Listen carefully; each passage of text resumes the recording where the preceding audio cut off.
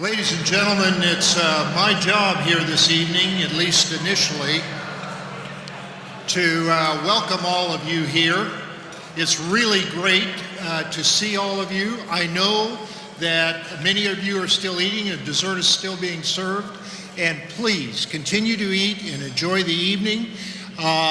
We will start the program this evening in order to respect your time and allow you to get out of here in time for your events tomorrow. Now, our guest of honor will be recognized and introduced here in a few minutes. So I'm hearing a really bad echo. Is this echoing over there to you?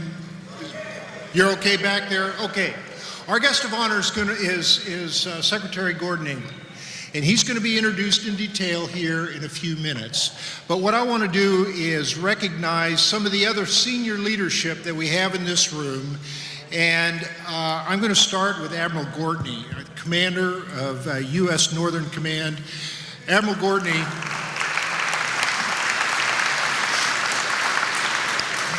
Admiral Gordney has been a great supporter of naval aviation. He's been a great supporter of this museum. He's been a great supporter of our foundation, and we greatly appreciate his presence. The other one I want to mention is Admiral Leighton Snuffy Smith, right up front here.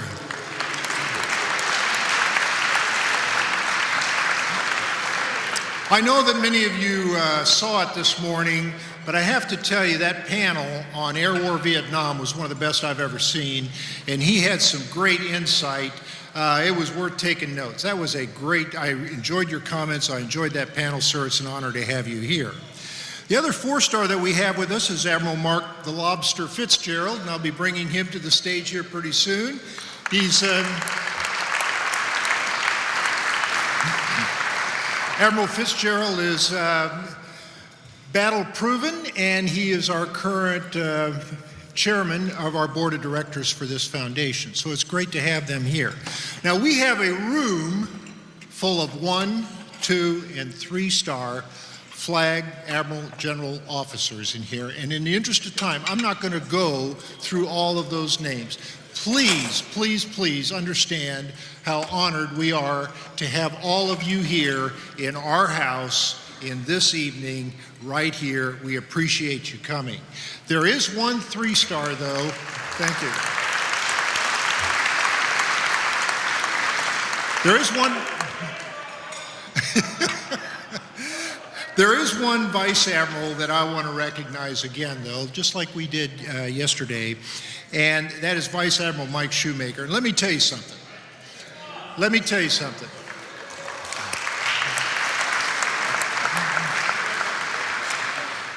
If it has anything to do with operations of naval aviation, or if it has anything to do with the subject of naval aviation, if it has anything to do with a museum about naval aviation, it is best done by someone who leads naval aviation. We have an Air Boss who's a great supporter, and we are delighted that you're here with us, sir, and we're glad we could host you.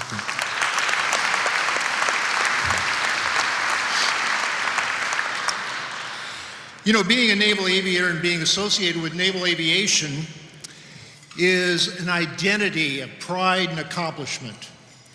It's a special association unlike any other. Yes, being a Marine and being associated with Marines is great. Being a naval officer and being associated with the Navy is great. But if you're a naval officer, a Marine officer, or a Coast Guard officer, and you wear wings, we understand each other immediately. We all know how you got to wear those wings, and it's an association that nobody understands unless you've been through that. One of the really great aspects of being a naval aviator and connected with naval aviation is that you can look back in time at a long string of milestone achievements, and you become part of those achievements. You become part of that progression. You are part of that history. So tonight, when you look around you, you see artifacts. You see artifacts, you see metal, you see rubber, etc. But when you look across the table and at the table next to you, what you do is you see the old and the young. You see the past, the present, and the future. And that's what it's all about. Now, I mentioned some of the senior leadership already here, but I want to point out a couple more of us here in this room, not because of their rank, but because of association. Because of our association, they are part of our pride and identity. The first one I want to point out is a retired colonel by the name of Deej Kiley. He's standing right over here. He doesn't know I'm going to do this.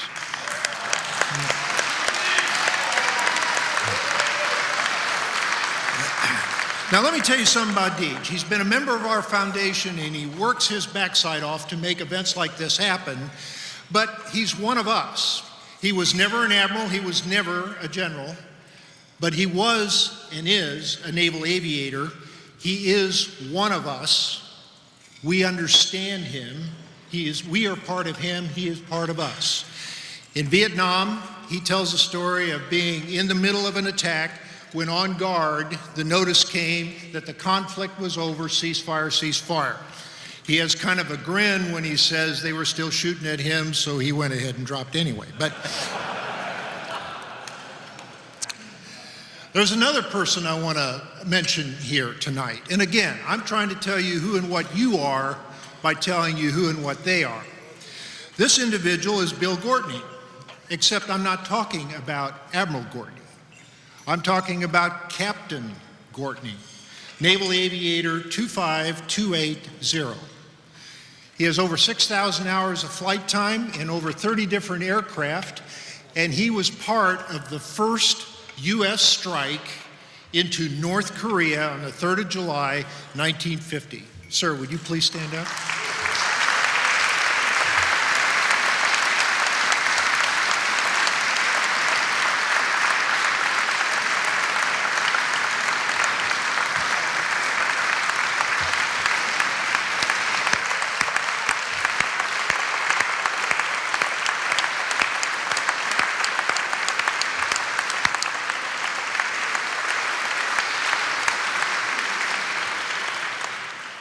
So ladies and gentlemen, when I say welcome, I mean it. It's an honor to have our senior leadership here, but it's an honor to have all of you here because of the common bond we have connected with naval aviation, this museum, this effort, this location. Now, what I want to do is bring the chairman of our board of directors to the stage, Admiral Lobster Fitzgerald. Please welcome him to the stage for me. Thank you.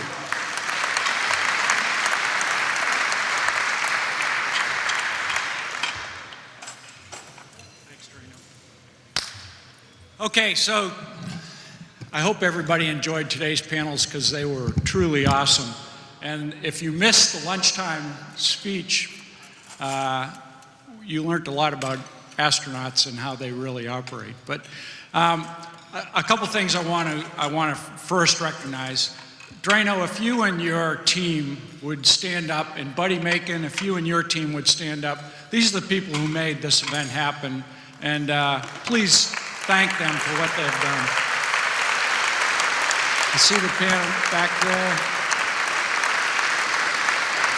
Well done. Thank you very much. And the second team I want to recognize is our board of directors who have volunteered their time and efforts very tirelessly to make sure that this museum functions right and we get the right funding there. So would the board of directors please stand up? Lacey Collier over here, Dino Avalos, Fred McCorkle, Deb Rubes over here, and my vice chairman, Tom Darcy. And the board of trustees, I believe, are also here too. With the board, some of the board of trustees are here at least. Would they please stand up also?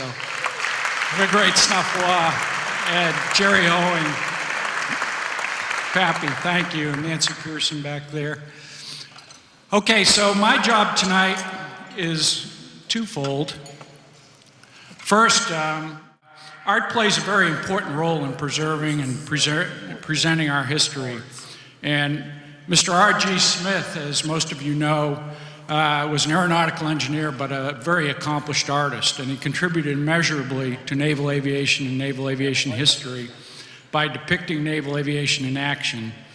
And the award for excellence in aviation art is named for him and presented annually to the aviation artist who best represents the quality and character of naval aviation in action.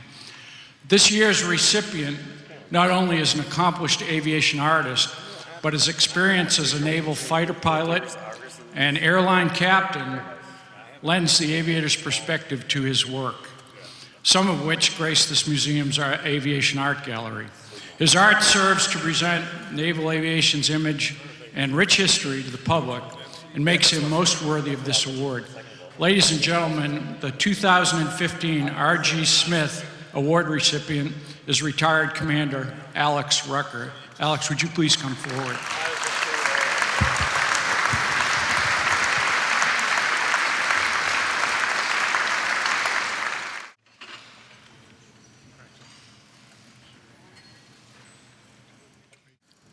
A native of Virginia, graduate of Virginia Tech and a designated naval aviator in 1967, Alex Rucker combines the experience and perspective of a combat experienced fighter pilot, squadron commander, Top Gun instructor, and airline captain with a keen vision of the artist to produce high-quality dynamic aviation art. His work has been displayed in the National Naval Aviation Museum, San Diego International Airport, many times in Hook Magazine, Foundation Magazine, and in his work in a number of commissioned works. His work is one of the best kept secrets of naval aviation art and ranks among the best in the category. He's a rising star among naval aviation artists and has made a lasting contribution to the preservation of naval aviation history and is most deserving of this award.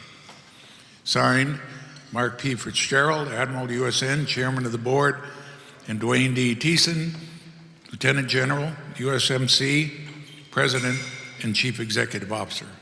Alex Rucker.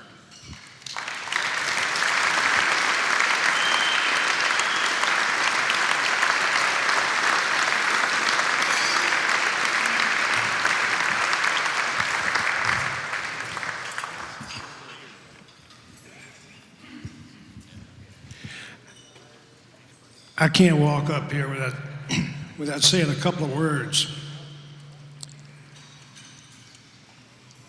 Deej Kiley once told me when I was a student at VT 25 in 1966, they ought to be giving DFCs for anybody who could land an F-8 Crusader on a 27 Charlie at night 25 times. He was right. I never got my DFC, but I did land 84 times at night on a 27 Charlie in an F-8. And then naval aviation went on. I have to tell you that naval aviation has meant more to me than almost anything else. That, of course, accepts my family, my wife, our daughters, our grandkids. But as has already been said here tonight, naval aviation is an exclusive club. We all know what that means. If you haven't been there, if you haven't participated in it, you can't know what naval aviation means. And you can't explain it adequately to anybody else. It's a brotherhood, and even now a sisterhood. I look out and I see old friends, a lot of old friends I've talked to just in the last couple of days. Some of us are even carrying drool cups around. Kind of scary. But we got the young folks too, and I see some sitting back on the back table back there who have just reported to Pensacola 2 weeks ago. They're full of piss and vinegar. They're eager to get started. They know that they're embarking on the great adventure of naval aviation. And I'm glad to have been a part of it, and I'm still a part of it. And through my artwork, I can continue to do that, and I'll never give that up. People like Bob Rasmussen, another great artist, and most of his work is on display here at the museum. Fantastic guy. So that's a way that we can keep up with naval aviation. Even though we don't fly anymore, we're still naval aviators. And we're still naval aviation families. It's a great life. Thank you very much. And thank you.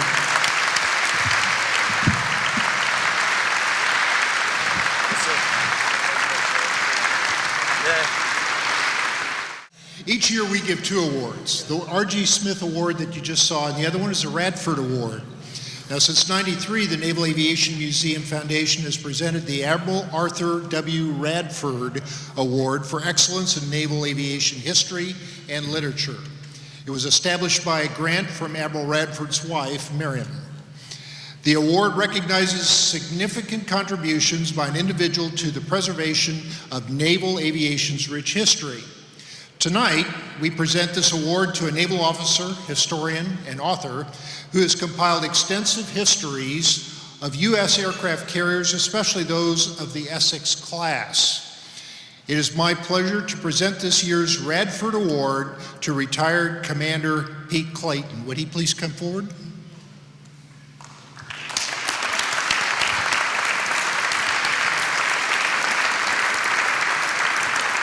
Commander Clayton is one of the very few who has served in all 3 Midway-class carriers, and also is an expert on all of the Essex-class carriers.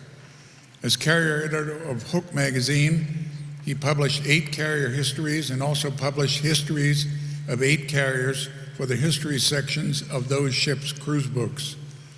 Since then, he has published 14 carrier histories, 9 of which cover the Essex class, for Foundation magazine, and has published a pictorial of the McDonnell Douglas F-4B and N Phantom fighter. He is a recognized expert on the development and histories of U.S. aircraft carriers. His studies have contributed much to the rich history of naval aviation and make him a worthy recipient of this award. Signed, Mark P. Fitzgerald, Admiral, Chairman of the Board, and Dwayne D. Thiessen, Lieutenant General, President and CEO.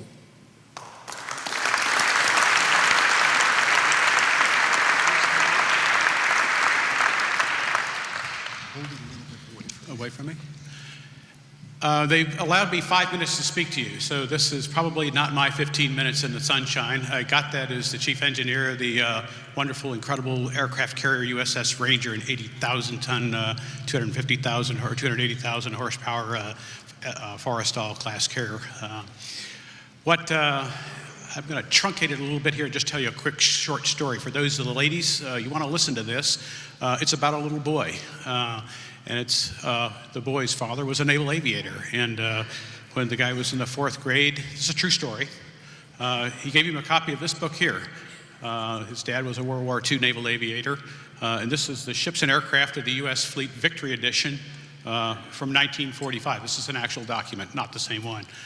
The little boy opened the book and was reading through it. The first section of the book is about battleships. This kid had good genes. He skipped the battleships. He went to the carriers. In the carrier section, there were names like Oriskany, which you don't have far to go to find a piece of in the next building. Names like Intrepid, Ticonderoga, Hancock, Shangri-La, Lexington, and Bonhomme Richard. If you ever want to go to a war in a ship, wouldn't you want to go in a ship named Bonhomme Richard or a ship named Intrepid? So the little guy was in a Navy family, got orders to Hawaii. Dad was stationed at Barbers Point, and they lived in a little community called Aiea Heights above Pearl Harbor, looking down on Ford Island. He went to school every morning as a 4th grader down the hill, knew where the Arizona Memorial was, knew what had happened at Ford Island on December 7, 1941. But one day, going down to school in the morning, he came down, and there was a great big ship in the harbor. I mean, a big ship. 80,000 tons, 4 C-7 catapults, 280,000 horsepower, 35 knots. It was the USS Ranger, CVA 61. At the time, the largest ship in the world, the most powerful ship ever built. Ask yourself this, we're all naval officers, ask yourself, name me another ship that is a better, more powerful ship built by any Navy, any time in the history of the world that was a better ship than a Forrestal class carrier. Time out, guys, I'll save you your time. You can't get there, there's no answer. Among the ships that he read about in the ships and aircraft of the U.S. fleet was a Coral Sea, CVB-43. At the time, in 1945, the largest ship and the most powerful ship in the world from 1945 to 1955. I bet a good number of you didn't realize the old CC was a hell of a ship. So the little guy figures this naval aviation thing's pretty cool. So he progresses through high school, finds out about this thing called the NROTC program at the University of Virginia, and he gets a mechanical engineering degree and goes into the fleet, to the Forrestal, the first of the supercarriers. Guess what his second ship was? Hint, the stern plates over in the next building, the Oriskany. The last 27 Charlie, the last F-8 Crusader, the last Essex class carrier in service. One hell of a ship. Next to her, Coral Sea, the same ship that he'd read about as a fourth grader. By no course of action and manipulation, the cards fell out. Coral Sea landed at his lap. An incredible ship. 3 catapults, 3 C-11s. At the end of her career, she'd been in service for 43 years. No such thing as a slap. Ask Dick Dunleavy sometime what he thought about the Coral Sea, or Admiral Stan Arthur, or Admiral Jerry Johnson, what he thinks about the Coral Sea. We retired her in 1990. Just missed the Gulf War. That would have been the sweetheart of sweethearts to have 2 of those Midway class carriers in the Gulf War, because I noticed that there weren't very many nuclear carriers there. The last ship that he went to got orders to Pearl Harbor. Remember, that's where this started in the 4th grade.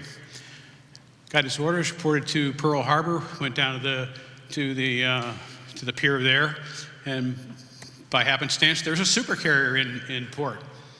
So he's a commander in the Navy. He knows that he can get aboard any ship in the Navy with an ID card. So he walks down the pier, walks up the brow, salutes the national ensign, salutes the officer deck, and hands him a piece of paper.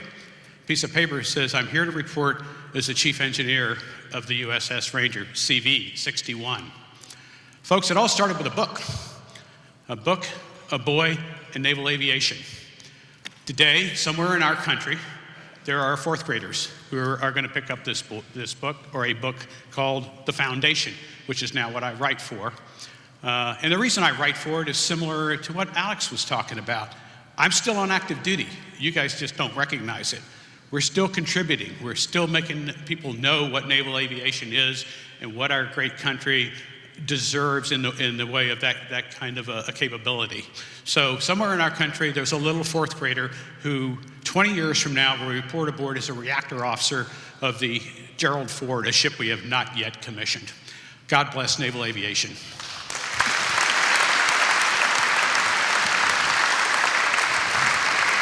Congratulations, sir. Well said. Thank you very much.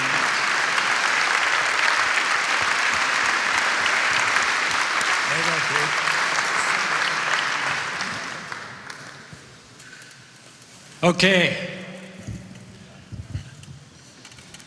Well, it's hard to follow those kind of acts. You know, there's a lot of people that helped put this program together, and the job here is kind of a 3-legged stool. It's industry, it's Department of Defense, and it's Congress. And I think sometimes we tend to overlook what industry has really given us.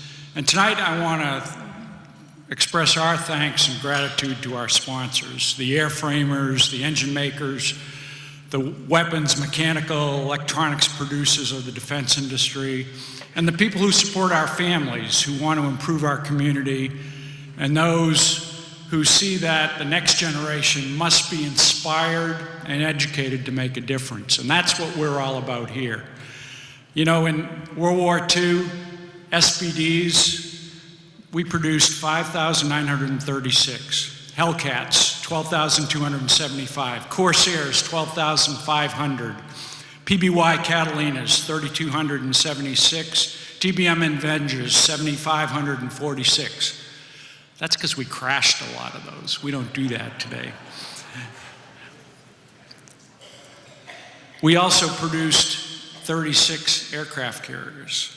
Those were fast carriers. In the Korean War, F-9, F-2s and 6s, Panthers and Cougars, 1,392. H-34, Seabat and Seahorse, 2,108, 600 of those in the Marine Corps. P-2V Neptune, 1,036. In Vietnam, A-1 Sky Raiders, 3,180.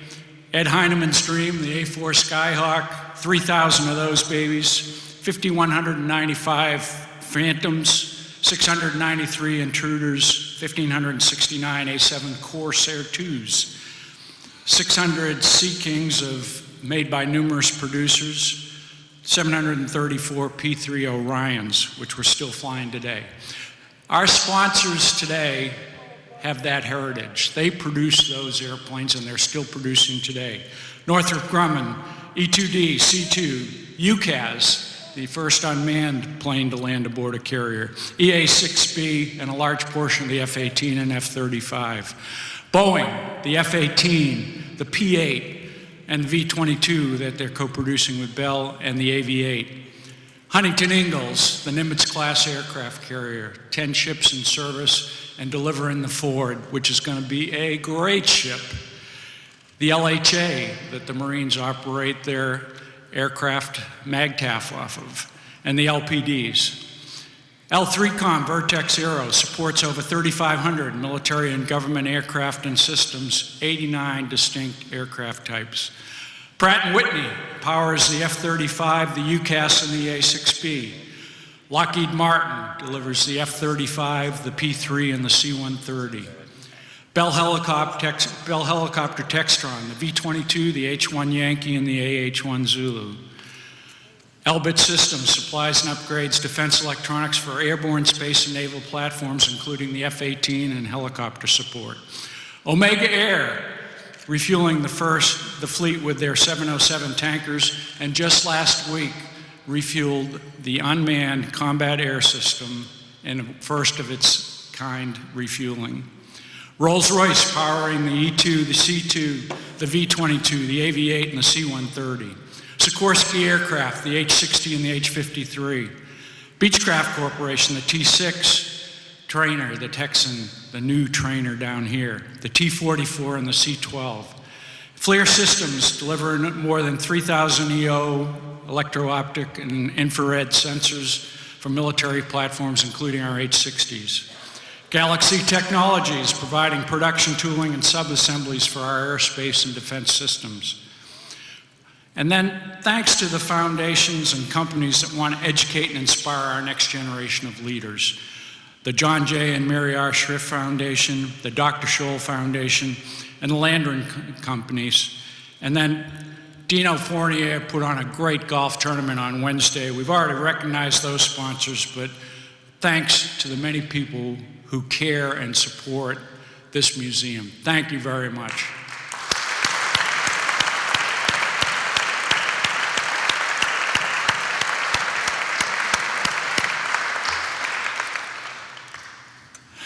Now, I have the honor of introducing the guest speaker, but before we get to that, I think we have to talk a little bit about the mission of this museum and the mission of the foundation, which is to preserve the history and heritage of naval aviation and to inspire and educate our next generation of leaders.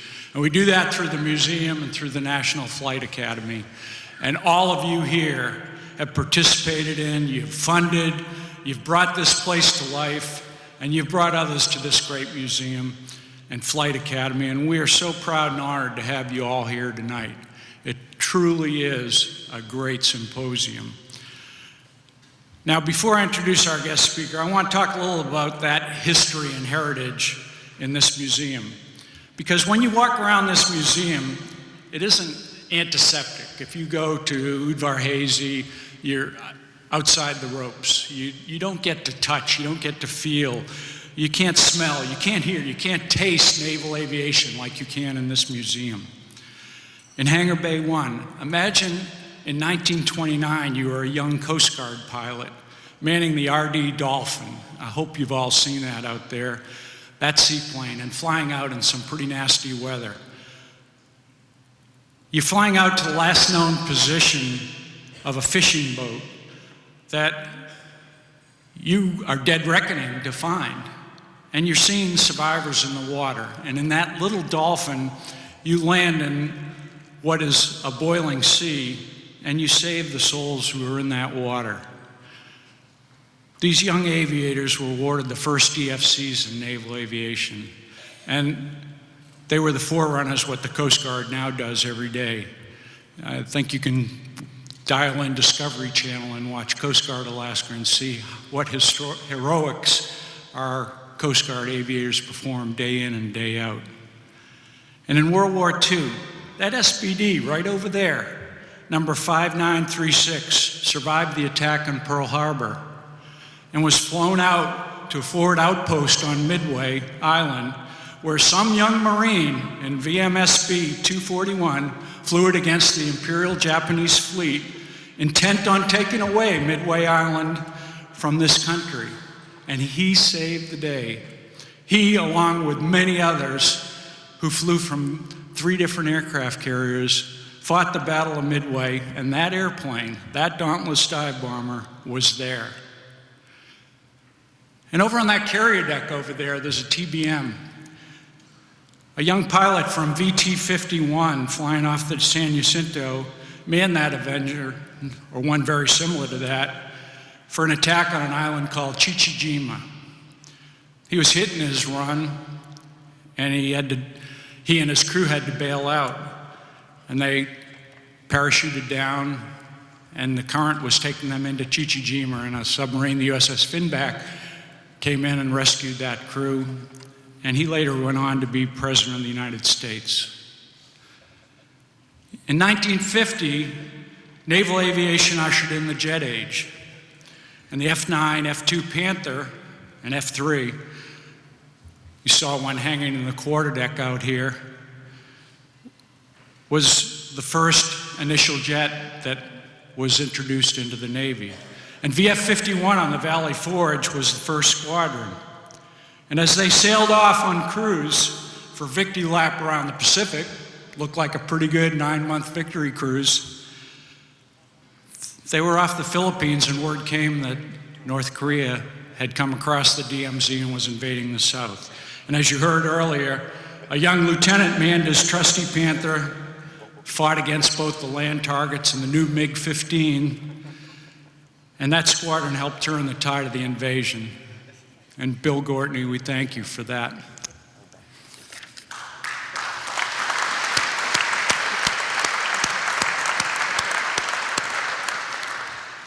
And we were again called to duty in the next war, Vietnam, where we heard those great stories this morning and this afternoon from the panels. You know, being an Air Wing commander means you have to lead from the front. This Air Wing commander was airborne in a Skyhawk above us over the Gulf of Tonkin when it all started. And he was also leading one of the first strikes into North Vietnam several months later as CAG-16 on Oriskany when his A-4 was hit and he had to eject, spending 8 years as a POW in Hanoi. And we all know what kind of man Jim Stockdale was. And Vietnam also saw the use of helos as a mobile cavalry that we had in former wars. A young Marine captain in HMM 262 flying the H-46 Frog fearlessly brought his Marines into battle time and time again while being shot down way too many times. And I think we heard Assassin tell that story in last year's panel, but it never gets old. Assassin, where are you?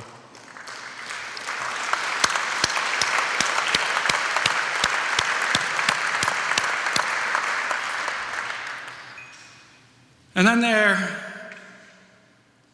were other things going on during Vietnam, because while all of Vietnam was going on, naval aviators were also shooting at another target out of this world.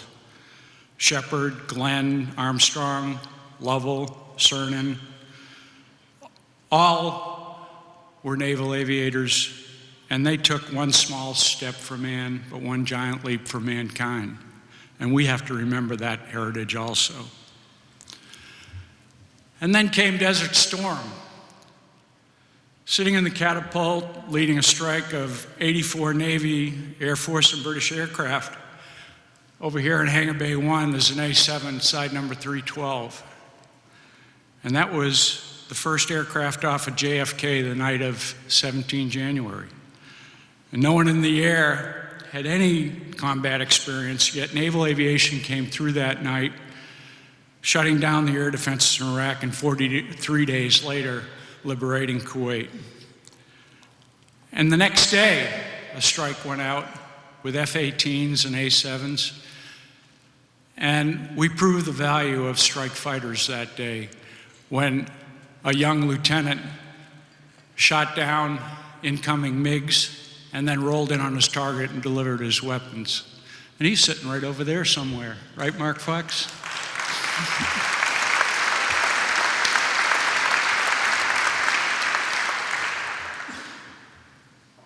And then we went into almost continuous warfare, and having led the Theodore Roosevelt strike group into battle, we deployed after 9/11, and Enterprise, Vinson, and then Theodore Roosevelt all arrived on station as we began the campaign to oust the Taliban from Afghanistan.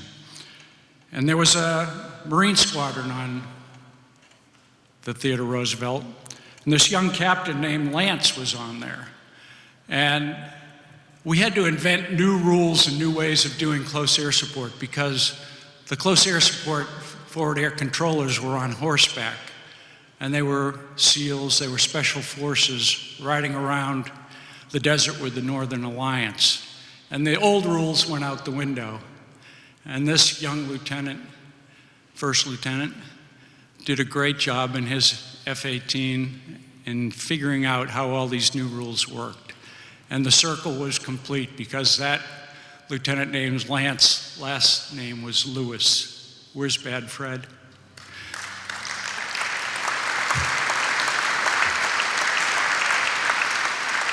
And I know everyone in this room has a story, and if only these planes could talk, and I would argue a lot of these planes do talk, you just have to listen to them. And we find that the past opens the door to the future. And that's why we believe so ardently in the National Flight Academy, this museum, being so important and so crucial to the future of our country. And it's been so successful for the 3 years since it opened, because it links the past to the future. So tonight, our guest speaker is eminently qualified to discuss our past and our future. Growing up in Baltimore, he got his electrical engineering degree from the University of Maryland, and he went to work on the Gemini space project. He then worked on a new Navy project called the E-2 and delivered that airplane, and then moving up in the General Dynamics corporate structure, grew to be the president of their avionics division, influencing much of the avionics we have in our aircraft today. And when Lockheed acquired the company, he stayed on as president of that company, and eventually went back to General Dynamics as an executive vice president, and retired in the late 1990s. Now, when most executives retire, what do? They buy a boat and they go sail the Caribbean. I guess, Secretary of England, you didn't like sailing. But he answered the bell. And when President Bush called and asked him to be Secretary of the Navy, he said yes. And it was to our forever wonderful gain to have him as our 72nd Secretary of the Navy. And I can tell you he was terrific for the staff, his keen intellect, able to make decisions and doing what was right, not what was politically expedient, were the trademarks of his tenure as Secretary of the Navy, which is why he was selected to stand up the Department of the Homeland Security as the Deputy Secretary when, after 9/11, we decided to consolidate several agencies there. And he did a great job there, but we begged and got him back in the Navy, again as the Secretary of the Navy, Not to last that long because those down on the third deck recognized that this was a very special person. And he ended up going down there as the Deputy Secretary of Defense. And his trademark, I would tell you, his trademark was the best trademark you can have in the Pentagon. He never had a meeting where there wasn't a decision. And that's pretty important in the Pentagon and something very unusual. What a breath of fresh air. So tonight, it's my great privilege and honor to introduce a true American patriot, the Honorable Gordon England.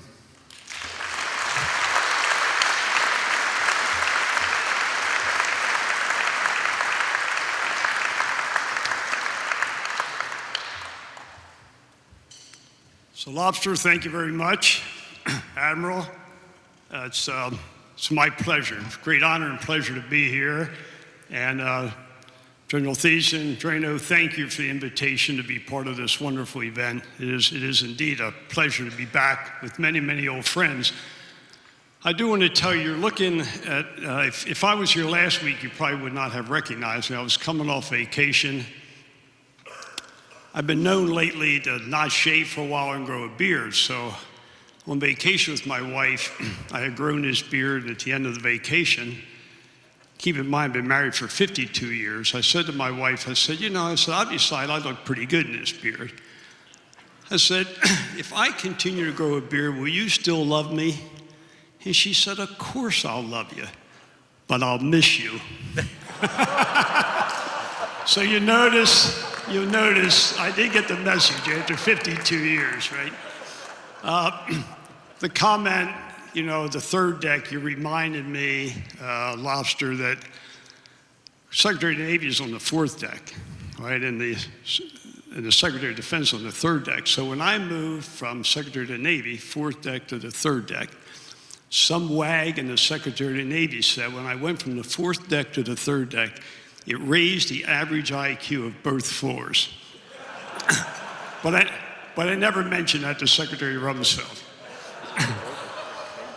Now, before I start, I do have one comment I want to make. I'm not sure if anybody's noticed, but for all the naval aviators here tonight, I hope you notice I am wearing my 9G pin.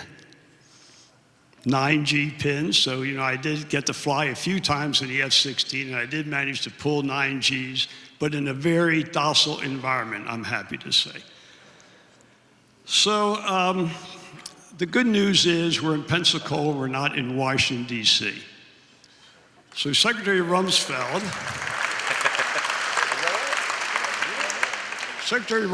you should describe Washington, D.C. as 25 square miles surrounded by reality.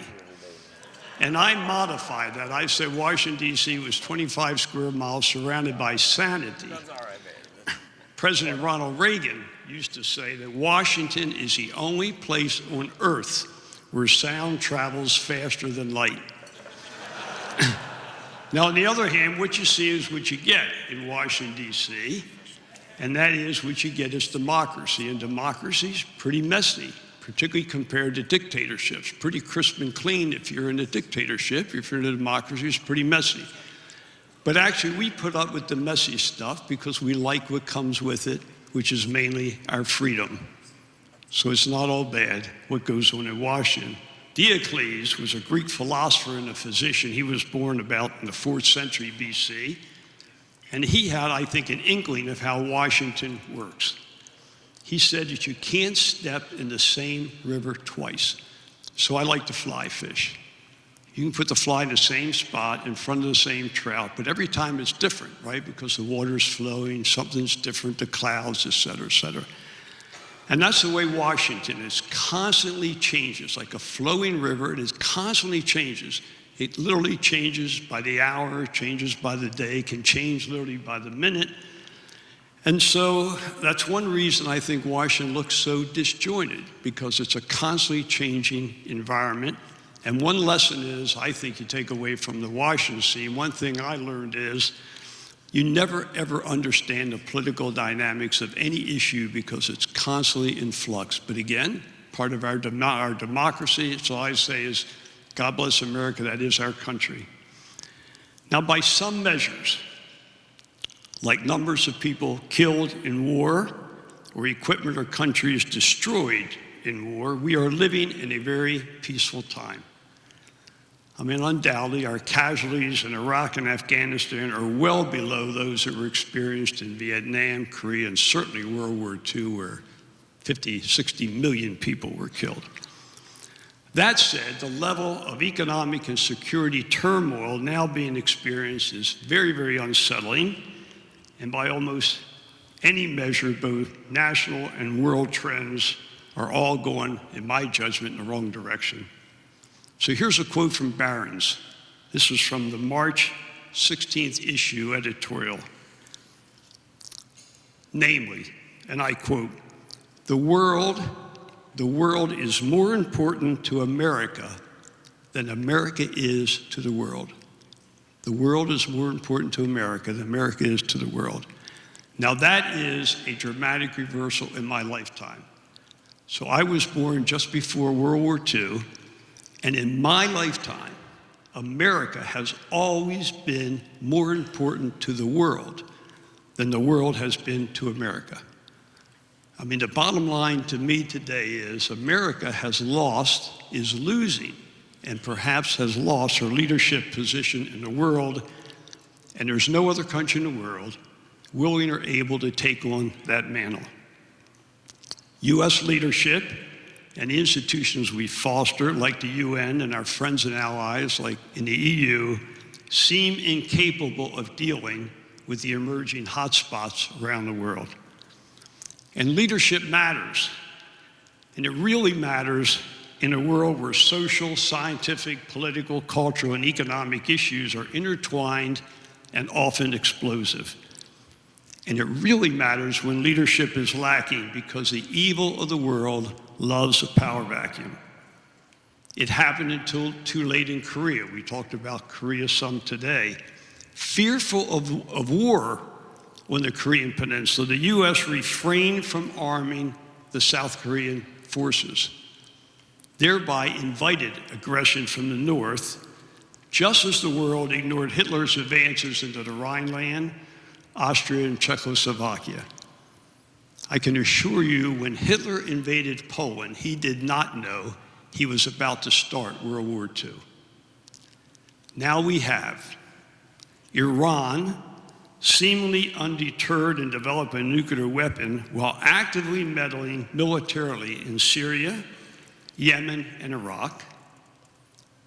The Syrian civil war is potentially expanding into the broader Middle East. An unstable North Korea is continuing its nuclear ambitions. Iraq is again in a sectarian quagmire and likely heading to a three-way partition. The Palestinian saga continues, but is getting closer to more conflict and further destabilization, given, frankly, the president's disdain for the Israeli elected leadership. We have a more assertive China. We have large sections of Africa in ethnic turmoil. Afghanistan starting to revert to its former self. Yemen's in a civil war. Libya is fighting on multiple fronts. And Saudi Arabia is being drawn into the Yemen civil war, a war largely fomented by Iran. And further, in the last few years, there have been, and I hate to use the word historic, but they have been historic. If you think about it, 6 countries have literally ceased to exist as functioning society. They are now failed states. Yemen, Libya, Iraq, Afghanistan, and Lebanon, for all practical purposes, do not exist as functioning countries. And it's all happened very, very recently. Some people see similarities with the world in the early 1900s. And I would say yes, except there's a big difference.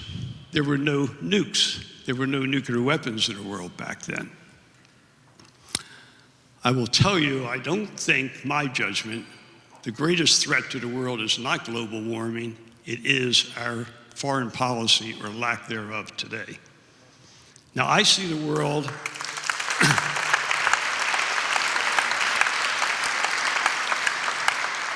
I see the world as 3 historical expansions taking place while the U.S. retreats. So while the U.S. retreats, There's three expansions going on in the world.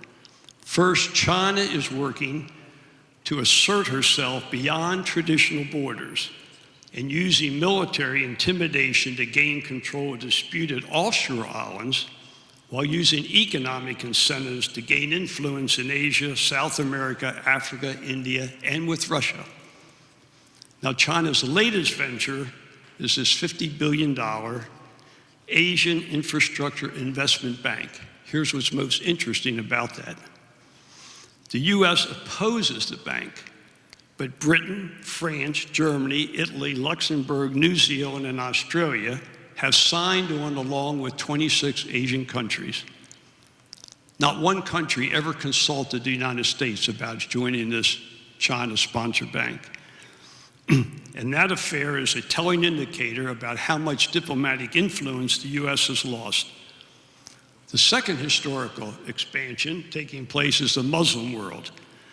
The Muslim world expanding with religious fervor, straining to expand again. And third, Russia trying to regain a lost empire or a lost leadership position in the world. Now, we know from history that indecisive leadership during times like this breeds contempt and invites aggression, ultimately requiring our military to hopefully clean up the mess, but at great cost in lives and treasure. And unfortunately, we seem politically very adept at snatching defeat from the jaws of victory. We did it in Vietnam and Iraq, and it looks like we're on the verge of doing it again in Afghanistan. A weak and naive US, eager to avoid any confrontations, is heedlessly encouraging the global dysfunctional behavior that it needs to discourage. The philosopher and political economist John Stuart Mill said, "War is an ugly thing, but not the ugliest of things. The decayed and degraded state of moral and patriotic feeling which thinks that nothing is worth war is much worse." Like it or not, the world needs a guarantor of security, and for the last 70 years, only the US has had the national will and the resources to meet that need. Without a global security cop, the security blanket needed for economic development to provide jobs and a minimal standard of living will be lacking in many parts of the world, including in the US. Although the likely outcome will be more turmoil and unrest, the US lacks the political will to play the global cop role any longer. But there is no other replacement global cop nation on the horizon. My view is the US cannot shrink from this role. A stable and peaceful world is in our national interest. But to play that role any longer, the US needs to do 5 things. They need a comprehensive strategic vision for our place in the world. We need to maintain our technical leadership in the world. We need to maintain a strong military. We need to match spending to resources, and we need the political will and the leadership to carry through. And I would love to hear somebody with a platform running for the President of the United States to articulate those 5 things back to me.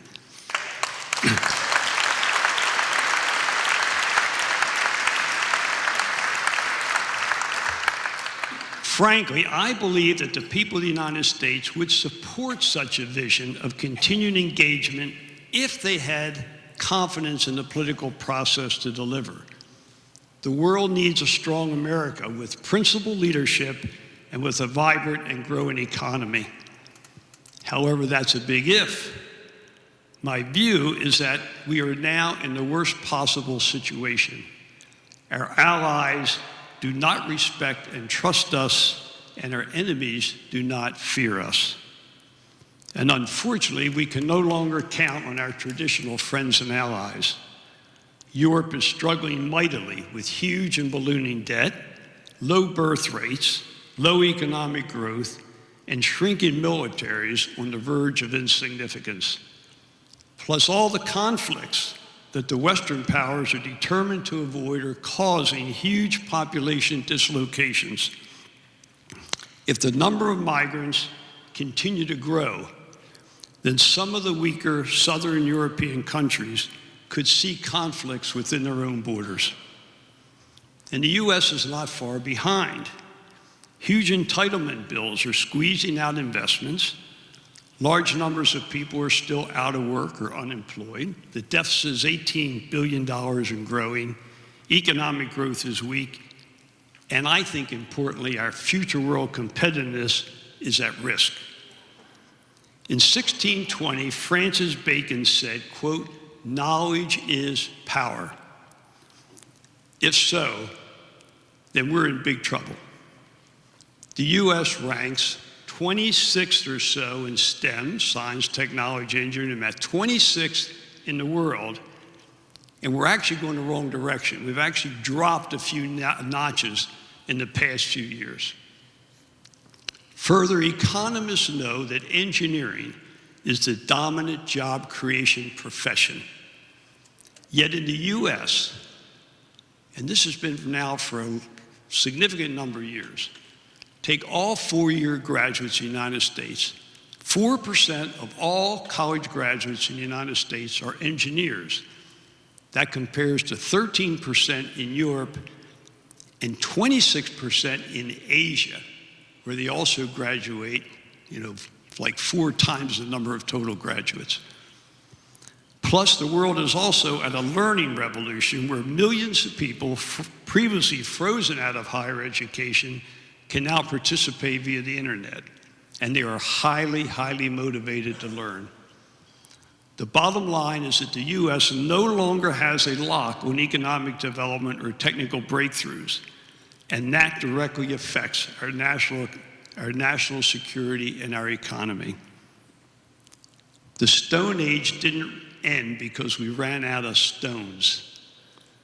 I mean, education is hugely important, particularly in the future. Think about this. Today, there are no defense companies in the top 20 IRAD, Independent Research and Development. There are no defense companies in the top 20 IRAD spenders worldwide. In fact, the top 5 US defense firms combined are not in the top 20 worldwide. The combined market capitalization of the US Big 5 defense companies is about half that of Apple. And Apple today could buy Lockheed Martin and Boeing Defense with cash on hand and still pay all their dividends and their buybacks. Defense is no longer the dominant industrial sector or the engine of innovation outside of the traditional products, that is ships, combat airplanes, ground combat vehicles, and the like. What I call wars of iron, we dominate. But that's still worrisome because today's security challenges are predominantly hybrids. It's high tech and low tech, symmetric and asymmetric, regular and irregular, and so on. The race is on and the swift will prevail. And this is where commercial technology brings an advantage. And commercial technology is readily available to our adversaries, but frankly, very difficult, almost impossible for the DoD to access. Further, as the potential battle space broadens in breadth and depth, the DoD is squeezed, needing to allocate resources across ever more domain. So think about this. It takes 5 pounds of anthrax to kill 250,000 people. So take the anthrax spores, right? They spread out. 250,000 people inhale. You can kill 250,000 people with 5 pounds of anthrax. So when there are thousands, tens of thousands, hundreds of thousands, maybe millions of UAVs flying around, how are we going to detect and destroy the one that's carrying 5 pounds of anthrax? There's a whole new threat spectrum that we still need to come to grips with. Now, the late 1960s, mid-1960s, precision started to replace mass as a dominant military advantage, and we generally associate mass with ground troops. But the most dramatic example is the one you were familiar with and with Admiral Stuffy Smith talked about today at that first panel, and that was the Tronhon Bridge, which is 20 miles south of Hanoi, a critical crossing point over the Red River. So started in 1965, and Snuffy, your numbers were pretty close to what I have. Started in 1965, US pilots had flown 871 sorties against the bridge, and we lost 11 airplanes flying those sorties, and we did not put the bridge out of commission. In 1972, the Dragon's Jaw Bridge was attacked with precision weapons, and 14 jets managed to do what the previous 871 sorties did not accomplish, that is, drop the span. So the technology literally made it possible, and so 14 rather than 871. Big difference, precision. Now, quite astonishingly, when I came into Pentagon, the Iraq War started. This is now 30 years later.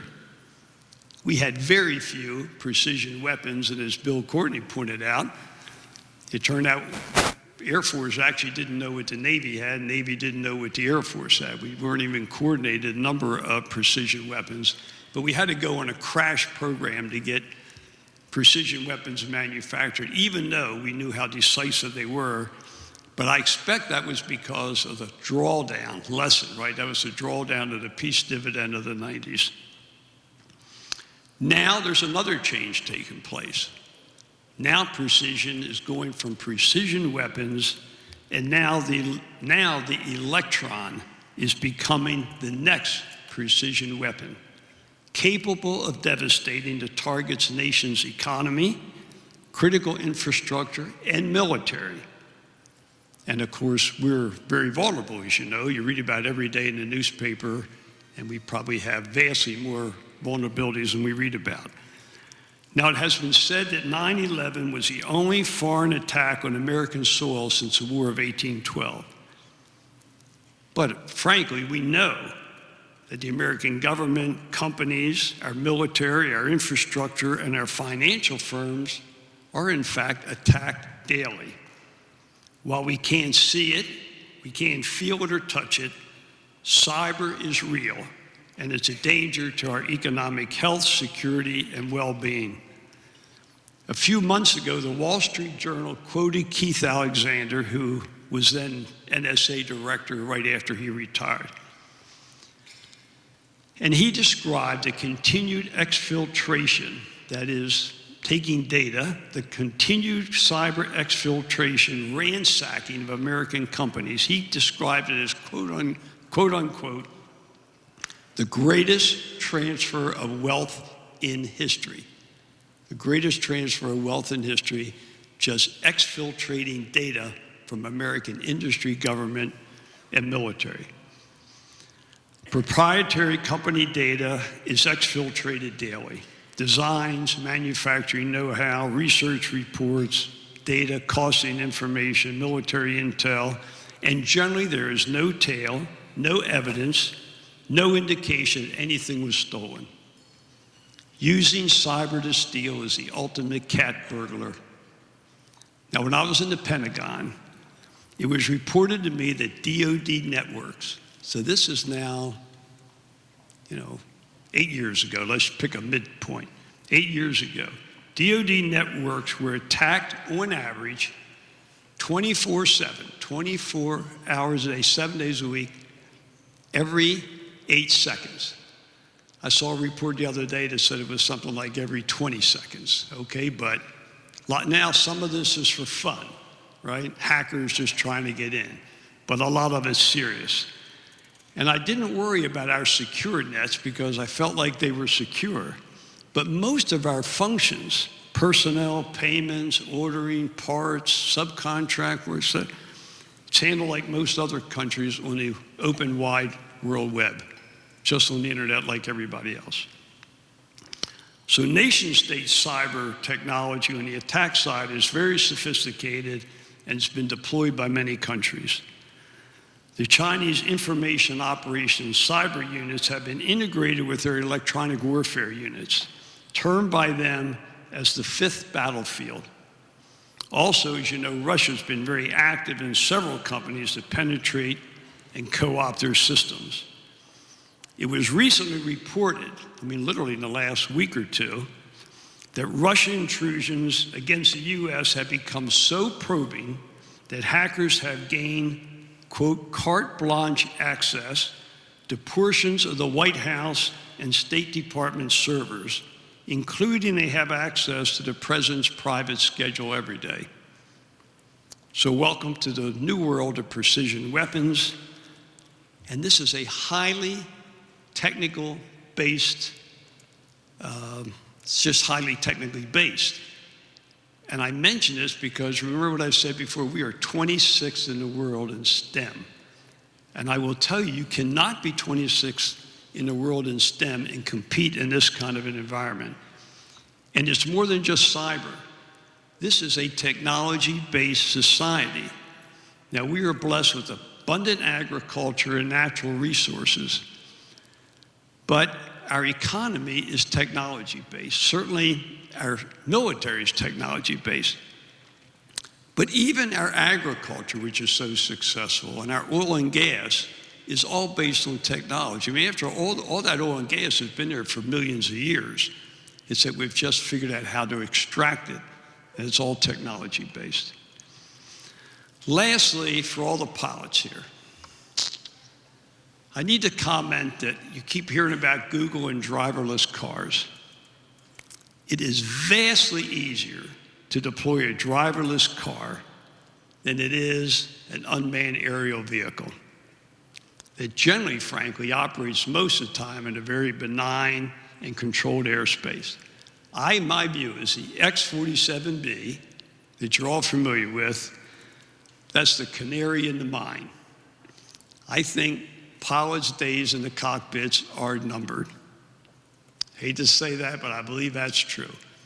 When Lockheed won the F-35 contract, Boeing and other folks came in and said, well, so Mr. Secretary, what do you think we should do? And I said, I don't think there's gonna be another fighter after F-35, manned fighter. I said, I put all my money into unmanned, and now you've seen what X-47 has been accomplishing, and this is the very, very beginning. This is the very beginning of that technology. And when you think about what has happened, literally in all of our lifetime in aerospace, and when you keep in mind that technology is exponentially, it moves exponentially, I think you're going to see huge, rapid advances in this whole area of unmanned air vehicles. Ultimately, however, the strength of any country is about our people, and especially people willing to serve the country in the military. And President Ronald Reagan captured his character well when he said, freedom is never more than one generation away from extinction. We don't pass it on to our children in the bloodstream. It must be fought for, protected, and handed on for them to do the same. Our citizens live in freedom because patriots are willing to serve and sacrifice for our way of life. So for all our veterans, for everyone here tonight, for all who wear the cloth of our nation and who stand to watch the day, I know the country is proud of your service and all those who are standing to watch the day, and I thank you. And I tell you one last story. Right after 9/11, a reporter interviewed then this little 9-year-old girl, and the reporter said to this little girl, what is patriotism? Little girl, 9 years old, God bless her, said, patriotism is taking care of America. And I want to thank all of you for your patriotism and for taking care of America. God bless you all. Thank you for the honor and privilege to be here. Thank you.